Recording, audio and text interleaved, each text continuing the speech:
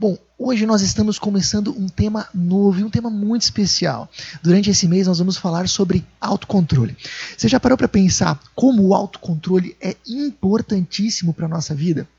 Deixa eu ler para vocês um pedacinho de uma reportagem da revista Super Interessante. Acompanhe aqui comigo. O manual de uma vida bem-sucedida não é segredo para ninguém. Devemos comer verduras, praticar esportes, manter a calma no trabalho, economizar dinheiro. Se algum dia você já fez uma lista de resoluções de ano novo, é possível que alguns desses itens estivessem presentes nela. Mas é provável que muitos deles nunca tenham virado parte da sua rotina. Se vamos ceder às vontades ou não, depende do nosso autocontrole. Um dos fatores mais decisivos para o desempenho da nossa vida. Muito interessante o que diz aqui. A reportagem da Super Interessante aponta que o autocontrole é um dos fatores mais decisivos para o desempenho da nossa vida. Por quê? Porque normalmente nós sabemos o que nós devemos fazer. Por exemplo, na nossa vida financeira, nós sabemos que se nós queremos ter uma vida financeira bem organizada, é bom que a gente tenha uma reserva. Agora, se a gente vai realmente conseguir fazer essa reserva na poupança e conseguir conter o nosso impulso de gastos desnecessários, vai depender do nosso autocontrole. Dá para entender? Então, outro exemplo. Nós sabemos que na área dos nossos relacionamentos, nós precisamos conversar com as pessoas, manter a calma, manter um tom de voz bom e uma conversa boa e construtiva. Agora, se na hora que realmente a gente tem que fazer isso, a gente não vai perder a calma, se a gente não vai gritar, esbravejar, vai depender do nosso autocontrole. Essa é a ideia. Ou se a gente pensa, por exemplo, na saúde do nosso corpo, a gente sabe que para termos uma boa saúde, precisamos fazer exercícios físicos e cuidar da alimentação. Mas a gente realmente vai conseguir fazer isso e não ceder ao impulso de comer uma coisa que não deveria, ou num momento que não deveria, vai depender do nosso autocontrole. Por isso o autocontrole é muito, mas realmente muito importante para a nossa vida. Mas ele também é muito desafiador. Sabe por quê? Essa mesma reportagem da Super Interessante, ela continua um pouquinho depois dizendo o seguinte: de maneira geral, todos temos coisas que conseguimos manter nos trilhos e outras que descarrilham de vez em quando. Tem quem seja impecável no trabalho, por exemplo, mas não consiga levar uma dieta a sério. Ou quem pratique esportes regularmente, mas não aguente ser contrariado sem partir para a briga. Acho interessante como ele fala aqui. O autocontrole nos desafia porque nós normalmente enroscamos em pelo menos um ponto. E eu concordo com essa reportagem. Eu tenho acompanhado pessoas há mais de uma década e eu percebo exatamente isso. É muito comum que as pessoas enrosquem em, no mínimo, uma questão. Por exemplo, de repente uma pessoa ela é super organizada financeiramente, mas ela não consegue conter o seu impulso por comida. Quando o assunto é comida, ela é muito impulsiva. Ou talvez esse não seja o problema dessa pessoa, mas ela tem um temperamento difícil. E de repente, se ela está contrariada, se ela tem que lidar com uma pessoa difícil, ela explode facilmente. Ou quem sabe, uma outra pessoa pode não ter problema com a comida, nem com a paciência, mas na área das finanças não consegue manter o controle.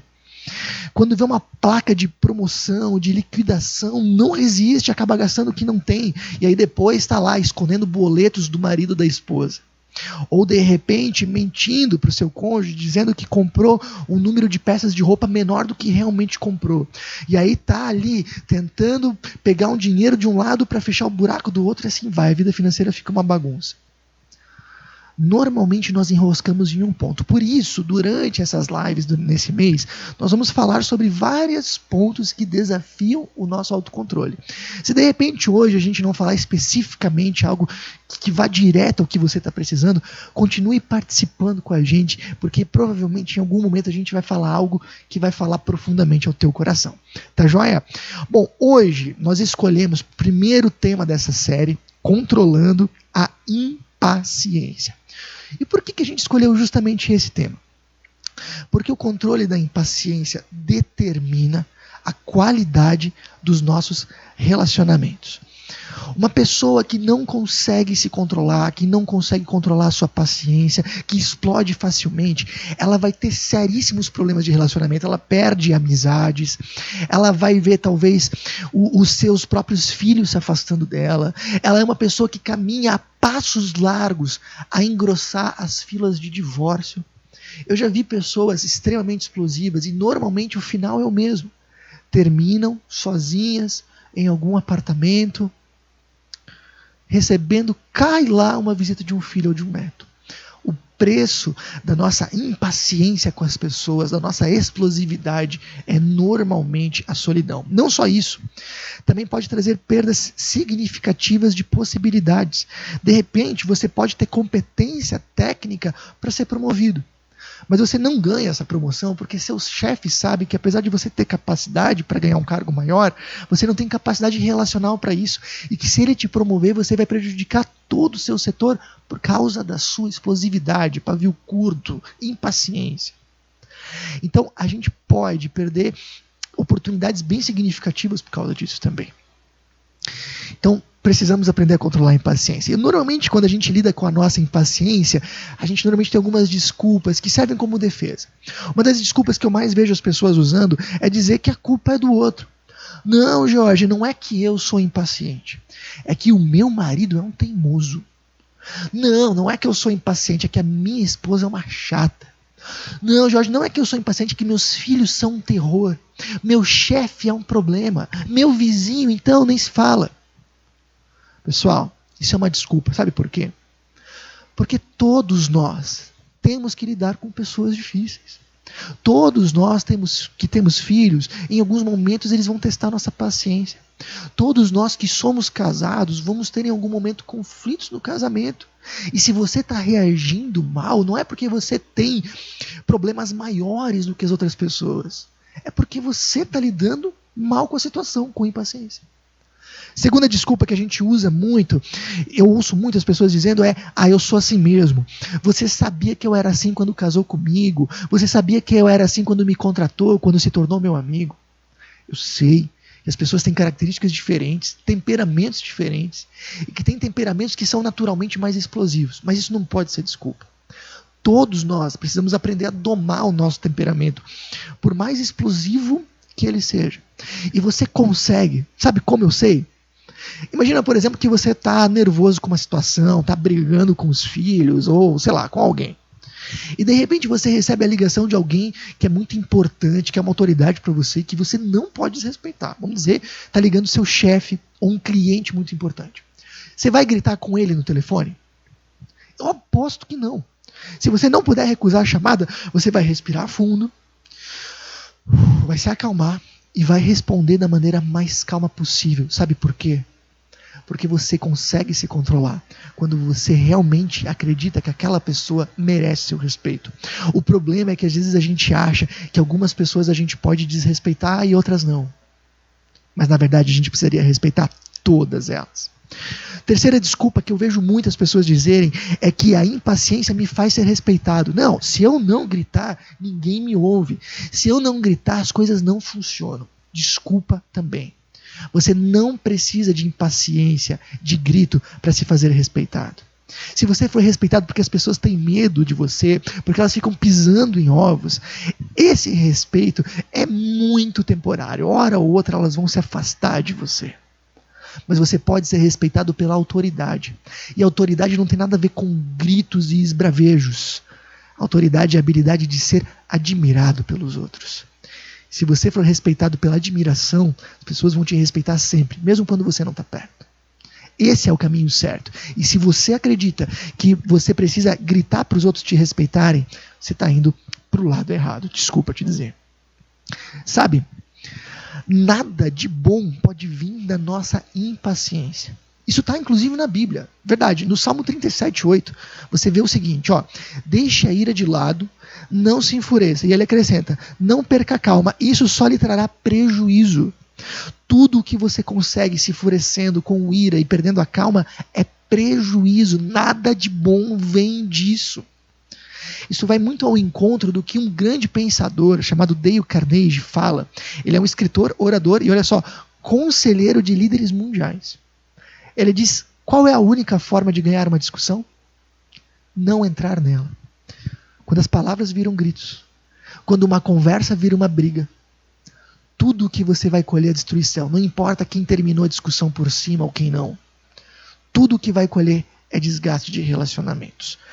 Da nossa impaciência, a gente só consegue colher relacionamentos quebrados e oportunidades perdidas. Por isso, é extremamente importante que a gente aprenda a controlar a nossa impaciência e a nossa explosividade. Mas como? Como controlar a minha impaciência? Vamos responder essa pergunta então? Quero trazer para vocês princípios muito importantes de um grande líder da igreja cristã do século I chamado Paulo. Vou ler o que ele registrou numa carta chamada Efésios, no capítulo 4, que inclusive está na nossa Bíblia. Vamos ler juntos? Diz assim, ó: uma vez que ouviram falar de Jesus e foram ensinados sobre a verdade que vem dele, livrem-se de sua antiga natureza e de seu velho modo de viver, corrompido pelos desejos impuros e pelo engano. Deixem que o Espírito renove seus pensamentos e atitudes e revistam-se de sua natureza criada para ser verdadeiramente santa e justa como Deus. Portanto, abandonem a mentira e digam a verdade ao seu próximo, pois somos todos parte do mesmo corpo. E não pequem ao permitir que a ira os controle. Acalmem a ira antes que o sol se ponha, pois ela cria oportunidade para o diabo. Quem é ladrão, pare de roubar. Em vez disso, use as mãos para trabalhar com empenho e honestidade, e assim ajudar generosamente os necessitados. Deixa eu explicar um pouquinho o que o Paulo está dizendo aqui. Quando ele falou ali para nós deixarmos os nossos velhos hábitos, velhos costumes, algumas traduções falam deixarmos o velho homem, o que ele está querendo dizer é que quando nós queremos viver com Deus, junto com isso vem uma proposta de vida, ou seja, Deus tem uma proposta de vida para aqueles que querem viver com Ele. Significa que se nós queremos ser seguidores de Jesus, realmente discípulos de Jesus, nós temos que, junto com isso, termos algumas mudanças na nossa vida. Não dá para mim ser um seguidor de Jesus e absolutamente viver do mesmo jeito, ok? Então viver com Deus traz uma proposta de vida. Daí o Paulo explica 3 coisas que não fazem parte dessa proposta de vida. Ele falou da ira, do roubo e da mentira. E aqui eu quero que você entenda que a ira não faz parte dessa proposta de vida tanto quanto o roubo e a mentira. Sabe, às vezes a gente faz esse exercício, às vezes até inconscientemente, pensando assim, não, roubo? Claro que não, eu não vou roubar, uma coisa seríssima, não faz parte da vida com Deus, eu vou obedecer. Mentira, às vezes sim, às vezes não. Mas a ira não tem tanto problema, eu posso deixar, eu posso falar o que eu quiser, eu posso deixar isso. Mas não é assim que funciona. Aqui, a Bíblia está tratando a ira como algo tão sério quanto roubo e mentira. E aliás, se você acha que a explosividade, que a raiva, que a impaciência não tem tanto problema assim, considere o seguinte: você lembra dos 10 mandamentos? Deve lembrar, né? A gente viu isso em diversos momentos aí, também até na catequese e tal, né? Os 10 mandamentos falam de não roubar, né? Não matar, não adulterar, não cobiçar, você deve lembrar. Se você tivesse que dizer para mim aqui, qual desses 10 mandamentos é o mais grave, o mais hediondo, o mais complicado? Provavelmente você diria, não matar, Jorge, é o mais grave. Olha só o que Jesus fala em Mateus 5. Dá uma olhadinha aqui comigo. Vocês ouviram o que foi dito aos seus antepassados: não matarás, e quem matar estará sujeito a julgamento, citando esse mandamento. Mas eu lhes digo que qualquer que se irar contra seu irmão estará sujeito a julgamento. Também quem xingar alguém de estúpido será levado ao tribunal, e qualquer que disser louco corre risco de ir para o fogo do inferno. Ou seja, Jesus está justamente comparando a nossa impaciência, a nossa explosividade com o matar, dizendo que assim a gente está matando as pessoas nos pensamentos e nas palavras, talvez não na atitude, mas é homicídio da mesma forma. Por isso, a explosividade é gravíssima. E se você quer viver com Deus, a primeira coisa que a Bíblia ensina é que isso significa que você precisa assumir uma luta contra a sua impaciência. Tá joia? Mas o que isso significa? Lutar contra a impaciência, contra a explosividade, Jorge, é muito abstrato, é muito geral. O que isso significa mais concretamente, mais especificamente? Isso vai aparecer agora no texto. Dá uma olhadinha comigo. Evitem o linguajar sujo e insultante. Que todas as tuas palavras sejam boas e úteis, a fim de dar ânimo àqueles que as ouvirem. Livrem-se de toda amargura, raiva, ira, das palavras ásperas e da calúnia, e de todo tipo de maldade. Olha só, você viu o que ele está falando ali? Ele está falando que se nós queremos controlar a explosividade de uma forma bem concreta, a gente precisa estar de olho nas nossas palavras. É ali que a nossa explosividade se manifesta. Ele falou, evitem o linguajar sujo e insultante, e depois ele fala, livrem-se das palavras ásperas e da calúnia. Ou seja, a nossa explosividade ela se revela justamente nas nossas palavras, e se a gente quer lutar contra ela, a gente tem que prestar muita atenção nela. De uma maneira muito concreta e direta, deixa eu dizer para você, ninguém aqui, incluindo eu, está autorizado a xingar ninguém em qualquer esfera de relacionamento, de burro, de idiota, de estúpido, de tolo, em hipótese alguma. Palavras como essa, ou ainda piores, não deveriam estar presentes em nenhum dos nossos relacionamentos. Se palavras como essa aparecem no teu casamento, você está desgastando serissimamente a tua relação conjugal. Ela corre sério risco. Se você usa essas palavras no relacionamento com os seus filhos, você provavelmente está deixando uma marca neles que eles vão demorar muito para se recuperar. E, aliás, assim que eles puderem, eles vão começar a te evitar e se afastar. Espera para ver. Se você usa palavras como essa no teu ambiente de trabalho, você está contaminando esse ambiente. E você vai ter consequências por isso. Vou repetir, palavras como burro, idiota ou qualquer outra do tipo não deveria estar presente em nenhuma das esferas de nosso relacionamento. Acho também interessante que naquele versículo ele ainda fala, além de palavras ásperas, ele também fala de calúnia. Tem uma pequena diferença aqui que é importante que você saiba. Palavras ásperas é quando eu xingo alguém na frente dessa pessoa mesmo, eu xingo na lata dela. Calúnia é quando eu xingo uma pessoa para outra. É quando eu falo mal do meu marido para a cabeleireira. É quando eu xingo a minha esposa para o meu amigo de trabalho. É quando eu xingo um amigo para o outro. Isso é calúnia. Tão ruim quanto. Ok? Mas vamos lá. Mais um detalhe bem concreto. No versículo 31, o apóstolo Paulo fala, livrem-se de toda amargura, raiva, ira, das palavras ásperas e da calúnia e de todo tipo de maldade. É bem interessante, porque raiva, ira, palavras ásperas e calúnia, elas estão no mesmo grupo, o grupo aí da ira, da impaciência. Mas quando eu li esse texto, eu me perguntei por que a amargura está aqui. Enquanto todas as palavras têm alguma ligação com impaciência, a amargura parece que sobra. Você não teve essa impressão? E eu só entendi esse texto quando eu li um comentarista, alguém que estudou esse texto bíblico, ele disse, a palavra amargura está aqui, porque a amargura é raiva sendo alimentada interiormente no nosso coração. Percebe?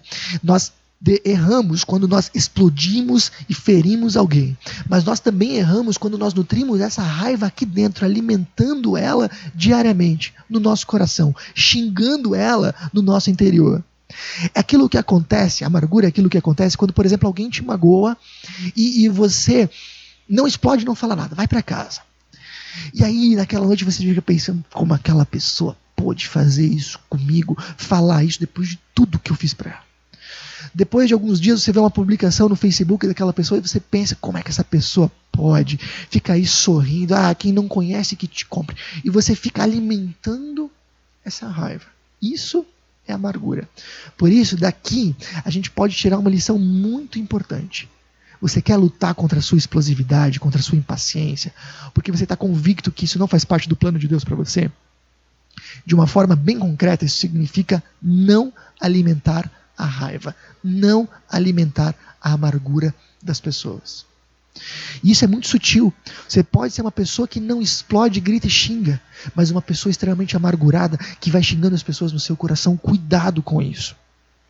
Olha só, a revista Bem-Estar do Grupo Globo comenta numa das suas reportagens que raiva que dura mais que um dia está sendo alimentada.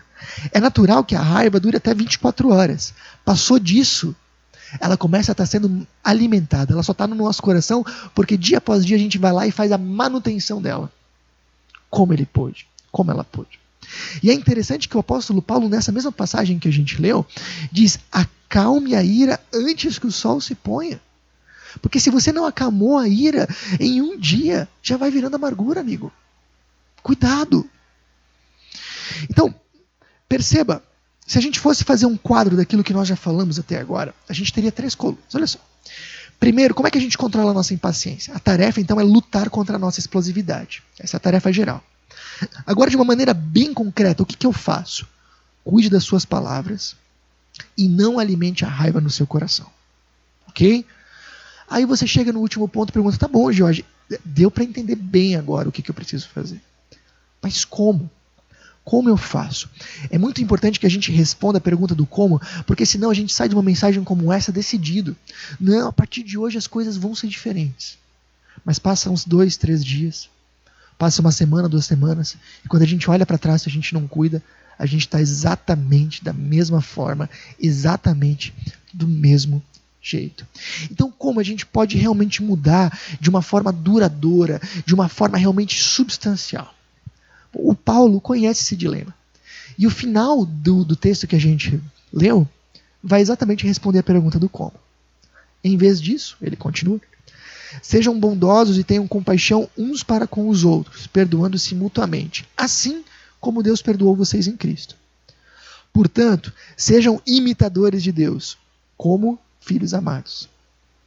E vivam em amor, como também Cristo nos amou e se entregou por nós como oferta e sacrifício de aroma agradável a Deus. Olha só que interessante. Eu separei esse texto em 2 colunas para você perceber algo. No lado vermelho, o Paulo está dizendo o que a gente tem que fazer de forma positiva, porque até agora ele falou de forma negativa: não invejem, não se irem, não tenham palavras ásperas. Agora ele está falando o que a gente tem que fazer de forma positiva, né? Ó, sejam bondosos, tenham compaixão, perdoem, amem, reflitam o caráter de Deus. Isso aí. E no preto, ele fala o que Deus fez por nós. Por quê? Porque para a Bíblia não tem como nós realmente termos mudanças de vida concretas e significativas e duradouras sem Deus junto. Não tem como a gente viver o projeto de Deus para a nossa vida sem Deus nele. Não tem como a gente viver a vida que Jesus espera de nós sem Jesus nela. A gente só consegue nisso através de um convívio próximo e intenso com Deus. Ou seja, quanto mais eu convivo com Deus, quanto mais eu conheço o seu amor, quanto mais eu conheço a sua paciência, quanto mais eu conheço esse perdão, mais eu vou conseguir passar ele adiante. Deixa eu falar isso de uma maneira muito prática para você. Na prática, isso significa que você vai começar a caminhar com Jesus. E que caminhando com Jesus vai acontecer pelo menos 2 coisas com você. Primeira, você vai estar cada vez mais consciente das tuas falhas. Cada vez mais consciente do teu pecado, cada vez mais consciente da tua imperfeição. Quando você começar a viver com Jesus, você vai ficar cada vez mais com o sentimento de que você está longe do que você deveria ser. Você não consegue nem chegar perto de quem Jesus foi e do que Deus esperaria de que você fosse. Dá para entender, quanto mais nós convivemos com Deus, é como quanto mais nós estamos numa luz clara, mais a gente consegue enxergar as manchas na nossa roupa, na nossa pele. Quanto mais perto de Deus, mais a gente consegue ver as nossas imperfeições. Ah, Jorge, mas isso é ruim. Calma, porque vem a segunda parte. Perceber as suas imperfeições é absolutamente necessário para que você consiga compreender o quanto Deus te ama. Porque a segunda coisa que você descobre é que, apesar das suas dificuldades, apesar do teu pecado, apesar dos teus erros, das tuas inúmeras falhas, das minhas inúmeras falhas, Deus não desiste de nos amar. Deus não desiste de nós. Deus sempre de novo renova a sua paciência com a gente. Apesar de nós nos decepcionarmos inúmeras vezes, diariamente, a paciência dele se renova dia após dia. E aí você começa a entender. Quanto mais você percebe a paciência de Deus, mais você consegue ser paciente com as outras pessoas. O versículo 23 fala que o Espírito renova os nossos pensamentos e atitudes. O Espírito em letra maiúscula, como o Espírito Santo. Ok? O que isso significa? A Bíblia, em João, vai dizer que o Espírito Santo é a presença de Deus em nós, é a terceira pessoa da Trindade vivendo em nós. E o que basicamente ele faz, de acordo com Jesus no Evangelho de João, é nos convencer do nosso pecado, é nos mostrar a nossa falha. Você pensa, mas que coisa terrível, por que ele faz isso? Porque justamente isso é necessário para que a gente entenda o quanto Deus nos ama. E entendendo o quanto a gente é fraco, mas entendendo o quanto Deus nos ama mesmo assim, a gente começa a amar as pessoas apesar das suas fraquezas e dos seus defeitos. Isso é o Evangelho. Jesus morreu por você, mesmo sabendo do teu pecado. Mas Ele te amou mesmo assim. E esse compromisso de amor é renovado diariamente, apesar de toda a tua imperfeição. Então, o quadro completo ficaria assim, ó. Tarefa. Lute com a explosividade. Essa é a tua tarefa. Nossa tarefa. O que fazer concretamente? Cuide das palavras, não alimente a raiva. Como fazer isso? Viver conectado a Jesus. E aí eu queria dizer, se você está começando essa caminhada, se você sempre viveu meio longe, não levou muito a sério, está na hora de você realmente levar a sério essa vida com Deus. De uma forma muito concreta. Esteja em contato, conviva com esse Jesus através da oração, através da leitura da Bíblia, através do contato com outros cristãos, participando de momentos como esse. E você vai ver que isso vai ser uma realidade cada vez maior na sua vida. Quanto mais tempo você passar na presença de Deus, refletindo e pensando no amor e no perdão dele, mais você vai estar apto a fazer isso para as pessoas ao teu redor. Agora, se você já está nessa caminhada há tempo e mesmo assim luta contra a impaciência, algo que você pode fazer de muito concreto é isso. Diariamente, pense no teu pecado. Pense em tudo aquilo que você deveria ter feito de bom e não fez, em tudo aquilo que você fez de errado que não agradou a Deus. Lembre do amor e do perdão de Deus que te renovam diariamente. E se você viver constantemente, diariamente nisso, você vai ver que isso vai mudar a sua maneira de ver o mundo e lidar com as pessoas. Diante disso, controlando a impaciência, avalie um pouco a sua vida. Você tem machucado e afastado pessoas com a sua forma de falar? Seja muito honesto. Pense nisso agora com seriedade. Você está alimentando raiva de alguém, deixando espaço para amargura? Você tem alimentado falhas de pessoas que já aconteceram há tempo? Está na hora de deixar isso para trás. Decida conviver com Jesus, deixando que a paciência dele contigo seja a força para a sua paciência com os outros. Conviva com Jesus, isso vai fazer toda a diferença. Não deixe que nada te distraia, não deixe que nada te afaste dele. Decida orar com regularidade para que Deus molde o teu temperamento. Algo que me chama a atenção é que normalmente a gente ora por coisas de fora. Deus, muda o meu casamento. Deus, muda o meu ambiente de trabalho. Mas o que eu mais vejo é que a mudança começa por nós. Eu acredito que a nossa oração seria mais eficaz ou mais acertada se a gente dissesse: Deus, muda o meu casamento, tornando o meu coração mais paciente. Deus, muda o meu ambiente de trabalho, começando pela minha vida. Desafio você a fazer dessa oração a sua oração diária.